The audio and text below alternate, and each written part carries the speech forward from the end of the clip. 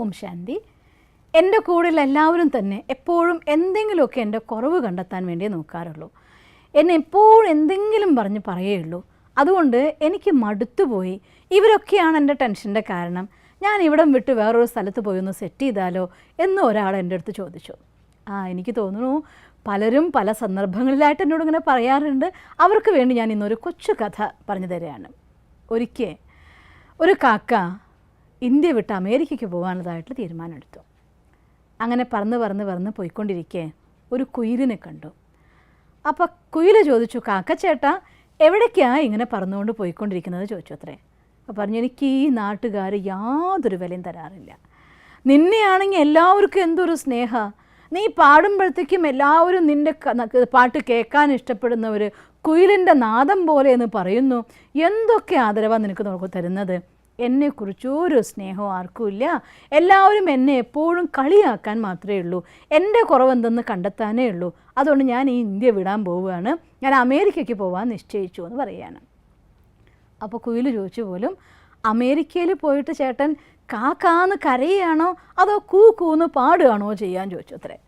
അപ്പോൾ കാക്ക ചിന്തിച്ചു പോയി, ഞാൻ അമേരിക്കയിൽ പോയിട്ടും കാക്കാന്ന് പാടല്ലേ ചെയ്യുക, അപ്പോൾ അവിടെയുള്ളവർ എന്നെക്കുറിച്ച് എന്താ പറയുകയെന്ന്.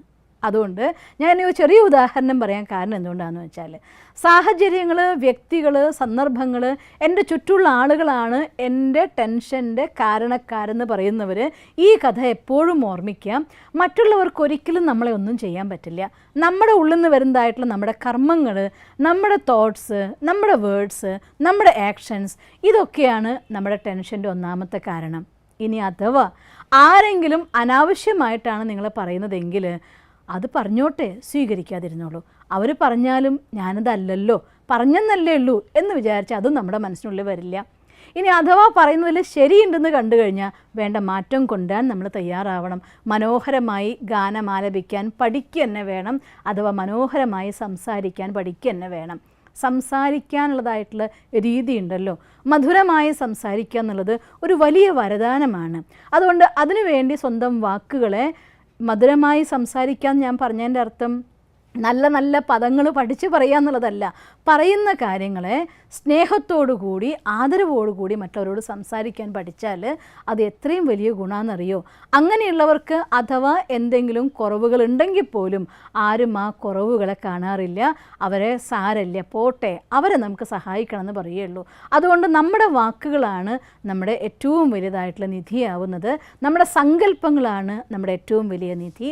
അതുകൊണ്ട് നമ്മളിൽ മാറ്റം വരുത്തിയാൽ നമുക്ക് വേണ്ടി പ്രകൃതി മാറും. അല്ലാതെ മാറാൻ വേണ്ടി സ്ഥലം മാറിയത് കൊണ്ടോ സമയം മാറ്റിയത് കൊണ്ടോ ആർക്കും ഒരു മാറ്റം ഉണ്ടാവില്ല. നമ്മൾ മാറിയാൽ നമുക്ക് വേണ്ടി ലോകം മാറുന്നതായിരിക്കും. ഓം ശാന്തി.